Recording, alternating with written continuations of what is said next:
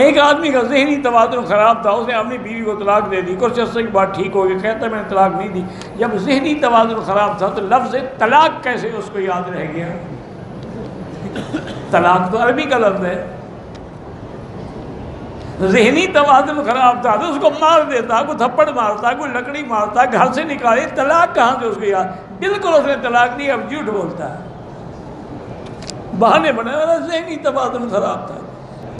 عورت غسل کے بارے میں جب ایام حیض اس کے مکمل ہو جائے، اب اس کی عادت ہے 7 دن 8 دن 10 دن 4 دن، جب وہ دن مکمل ہو جائیں، تسلی ہو جائے کہ خون بند ہو گیا ہے، اور اس کے لیے یہ طریقہ ہے کہ وہ کپاس اپنے بدن میں رکھ کے چیک کرے کہ اس پہ کوئی داغ تو نہیں لگتا ہے۔ اگر تسلی ہو جائے تو پھر وہ باقاعدہ پہلے اپنے سارے نیچے بدن کو دھوئے گی، پھر اس کے بعد وضو کی طرح وضو کرے گی، پھر اس کے بعد غسل کرے گی، اور بالوں کے جڑوں میں پانی پہنچے گا۔ اگر ایک بال بھی خشک رہ گیا تو غسل نہیں ہوگا۔ اس لیے حضرت علی رضی اللہ تعالی عنہ ہمیشہ اس طرح پھرواتے تھے۔ تو کسی ساتھی نے ایک دن حجت کر کے پوچھ لیا کہ حضرت کیا وجہ ہے، آپ کے بال اچھے نہیں تھے؟ انہوں نے فرمایا میرے بال تو بڑے خوبصورت ہیں، لیکن میں نے جب حدیث سنی کہ تحت کل شعرۃ جنابۃ، ہر بال کے نیچے جنابت ہوتی ہے، میں ڈر گیا کہ کہیں ایسا نہ ہو کہ میں غسل کروں اور پانی نہ پہنچے، تو اس لیے بہتر ہے میں منڈا ڈالتا ہوں، فیشن کرنے سے پہلے وضو تو صحیح ہو، نماز تو صحیح ہو۔ تو اس لیے عورت کو بھی پوری طرح پھر بال نہیں کرنے، بالکل سارے بال پوری طرح دھونے ہوں گے، جوڑے شوڑے جو باندھے ہوئے وہ بھی کھولنے ہوں گے۔ آج کل تو ایک نیا فیشن آ گیا، وہ یہ ہے کہ عورتیں یہ کرتی ہیں جی کہ انہوں نے پلاسٹک کور بنائے ہوئے ہیں، وہ بالوں پہ چڑھا لیتی ہیں، باقی بدن پہ پانی بہا دیتی ہیں، بال اندر بند رہتے ہیں، ان پہ پانی نہیں پڑتا، کیونکہ انہوں نے بیوٹی پارلر سے پیسے خرچ کر کے بالوں کی کٹنگ اور بالوں کی سٹائل بنائے ہوئے ہوتے ہیں۔ اگر وہ دھو ڈالیں تو وہ سٹائل تو گم ہو گیا، لیکن غسل نہیں ہوگا، ہمیشہ حرام میں رہے گی، نہ نماز ہوگی نہ روزہ ہوگا، اور جنابت کی حالت میں رہے گی۔ میری بیٹی پہلے مسلمان عورتیں تو وہ تھی جنہوں نے اپنے بچوں کو بغیر وضو کیے کبھی دودھ بھی نہیں پلایا، بغیر وضو کیے کبھی کھانا بھی نہیں پکایا ہے۔ اس گھر میں پھر برکت تھی، انہی گھروں میں لوگ پیدا ہوئے جو عالم بنے، جو مجتہد بنے، جو بڑے بڑے ولی پیدا ہوئے۔ اب یہ ہے کہ آپ نے اپنے بچوں کو سلانے کے لیے فلمی گانے سنانے ہیں تو وہ بھی ایکٹر بنیں گے، کریکٹر بنیں گے، عالم تو نہیں بنیں گے۔ اب آپ کی مرضی ہے جو بناؤ۔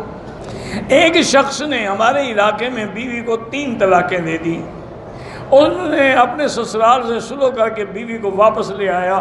مسلک حنفی میں 3 طلاقوں کے بعد اس پر بیوی ہمیشہ کے لیے حرام ہے، اور یہ صرف امام ابو حنیفہ کا مسلک نہیں بلکہ چاروں امام اس پہ متفق ہیں کہ اگر 3 طلاقیں ہوں تو 3 ہوتی ہیں، ایک ہوتی ہے، 2 ہوتی ہیں، اور 3 طلاقوں کے بعد وہ بیوی حلال نہیں ہو سکتی۔ فلا تحل له من بعد حتى تنكح زوجا غیرہ، جب تک کہ وہ کسی دوسرے آدمی سے شادی نہ کرے، اور دوسرا آدمی پھر اپنے منشے سے چھوڑے، کرائے والا نہ ہو کہ اس کو پیسے دے دے، 1 رات کے لیے شادی کر لو کل چھوڑ دینا۔ وہ تو اس پر تو اللہ کے نبی نے لعنت بھیجی ہے کہ لعن اللہ المحلل والمحلل له، حلالہ کرنے والا اور کرانے والا دونوں پہ اللہ کی لعنت۔ ایک دفعہ پرانی بات ہے، حج کے دنوں میں ہمارے آپ کے پاکستان کے ایک بہت بڑے سینئر جج تھے جو کبھی چیف جسٹس بھی رہے اور بڑا لائق قابل آدمی، اس میں کوئی شک نہیں، اور اس کو دینی کتابوں سے اور مذہبی کتابوں سے بھی ماشاءاللہ کافی مطالعہ تھا، اور کبھی کبھی عمرے پہ آتے تھے تو فقیر کو بھی ملتے تھے۔ تو ایک دفعہ جب عمرے پہ تشریف لے آئے، میرے ہی ایک دوست نے دعوت کی تو اس میں میں بھی تھا اور وہ بھی تھے، مجھے کہنے لگے مکی صاحب ہم ایک مشکل میں پڑے ہوئے ہیں، ہم جب جاتے ہیں نا یورپ میں، امریکہ میں، غیر ملکوں میں، بڑی بڑی لا کانفرنسز ہوتی ہیں قانون دانوں کی، وہاں ہمارے لیے یہ بڑا مشکل سوال آ جاتا ہے جس کا ہم جواب دیتے ہوئے آنکھیں نیچی کر لیتے ہیں۔ میں نے کہا جی وہ کیا؟ انہوں نے کہا جی وہ کہتے ہیں یہ اسلام کا اچھا حکم ہے، طلاق تو دی، شوہر نے 3 طلاقیں دی، یعنی گولیاں تو 3 اس نے ماری ہیں، عورت کا کیا گناہ ہے کہ پہلے وہ دوسرے سے شادی کرے؟ سزا تو شوہر کو ملنی چاہیے تھی اور اسلام سزا عورت کو دے رہا ہے۔ اس نے تو کوئی جرم نہیں کیا، وہ تو مظلوم ہے، وہ تو پہلے 3 طلاقیں بیچاری جھیل کے گھر میں بیٹھی ہوئی ہے۔ انہوں نے کہا جی میری کہا حضرت گزارش یہ ہے کہ آپ نے سمجھنے کی کوشش نہیں کی، اسلام ظلم نہیں کرتا، اسلام سلامتی کا مذہب ہے، اسلام میں امن ہے، انصاف ہے، عدل کا تقاضا۔ اب میں نے کہا جج صاحب آپ سوچیں کہ اگر وہ عورت پہلے خاوند سے شادی کرنا چاہے تو حلالہ کرائے گی نا، تو اگر وہ چاہ رہی ہے تو اپنے اوپر ظلم وہ کر رہی ہے کہ شوہر کر رہا ہے؟ نہ کرے۔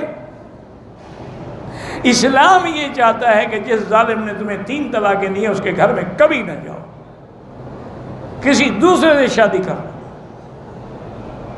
جس آدمی نے تمہاری یہی عزت کی ہے کہ تم اس کی بیوی ہو، تم نے اس کی خدمت کی، اور نے 3 ہی فائر کٹھے مار دیے، تمہیں برسٹ ہی مار دیا، 1 دے دیتا 2 دے دیتا، تو ایسے شریف آدمی کے گھر جانا ہی نہیں چاہیے۔ اب اگر وہ اپنی جان پہ خود ظلم کرنا چاہتی، اسلام کا کیا قصور ہے؟ کہنے لگی جی آج مجھے بات سمجھ آ گئی الحمدللہ، لیکن ہمارے یہاں مولوی صاحبان ایسے نہیں سمجھاتے۔ میں نے کہا جی آپ کسی سرکاری مولوی سے پوچھا ہوگا، آپ نے وہاں بھی آپ نے کسی عالم سے نہیں پوچھا ہوگا۔ اگر کسی مدرسے میں جاتے، کسی مدرس سے، استاد سے، مفتی سے، عالم سے پوچھتے، وہ آپ کو مطمئن کر دے۔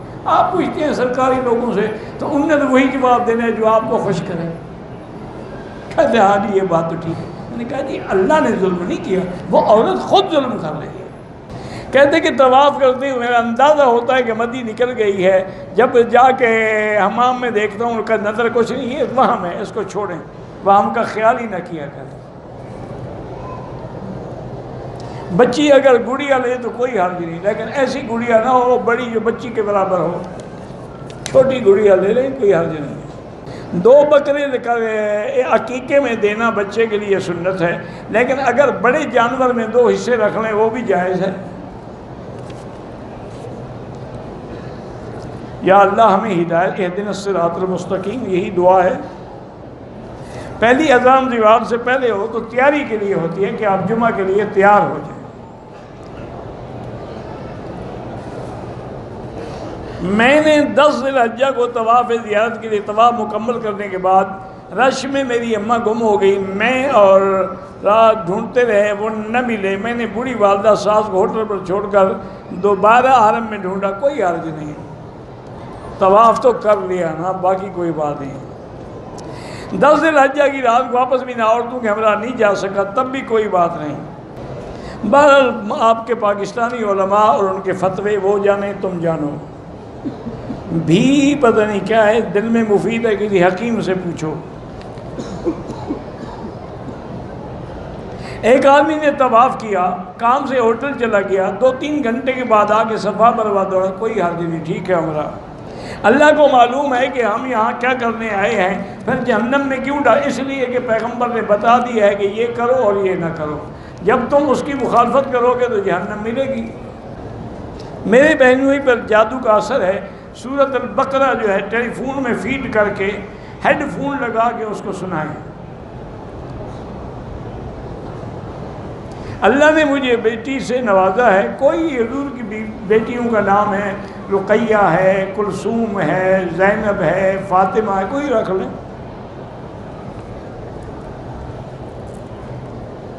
میرے بھتیجے کے بچپن سے نظر کمزور ہے، اللہ شفا عطا فرمائے۔ ربنا تقبل منا انک انت السمیع العلیم وتب علینا انک انت التواب الرحیم۔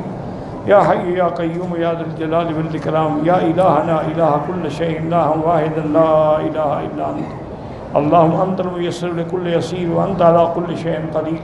اللہم یسر امورنا وامور اولادنا واولاد اولادنا وبناتنا واخواننا وامور من اوصانا واستوصانا وامور المسلمین والراحة لقلوبنا وابداننا والسلامة والعافية في ديننا ودنيانا۔ اللهم انصر الاسلام والمسلمين، اللهم احفظ سائر بلاد المسلمين، اللهم احفظ هذا البلد الامين فجعل آمنا مطمئنا سخاء رخاء إلى يوم الدين.